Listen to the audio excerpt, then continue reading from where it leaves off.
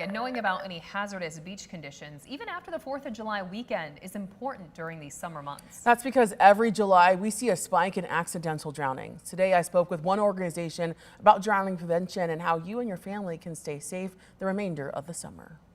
While the waters of a lake, river, or beach can look calm or even fun to play in, that doesn't mean you can let water safety slip your mind. The real tragedy here is that drowning is largely preventable. Bob Pratt with the Great Lakes Surf Rescue Project not only tracks the number of drownings we see each year near the Great Lakes. We've tracked since 2010, 1,362 fatal drownings. But also advocates for water safety. He says every July we see a spike in unintentional drownings, and the data agrees. The CDC reports unintentional drownings spike every year during July, with 759 recorded deaths last year. And this past weekend, all of these drownings are horrific. Added to that growing list. We had several drownings across in the Great Lakes.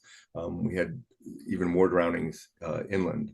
He says drownings have become the #1 death for children ages 1 to 4 and can happen in a matter of seconds. Drowning happens very quickly. Research shows that a drowning victim struggling at the surface of the water will only be at the surface for 20 seconds to 60 seconds.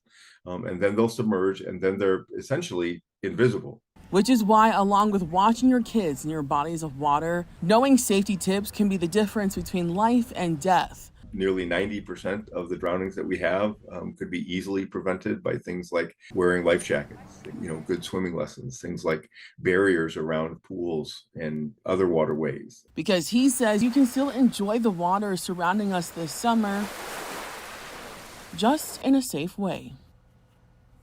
And emergency responders had to rescue 3 people from Lake Michigan Sunday after they fell into the choppy water. Now, the call came in just after 8 last night, about a mile south of the Holland Channel. Authorities say a 22-year-old man driving a boat and an 18-year-old woman on board fell into the lake and drifted about 100 yards from shore.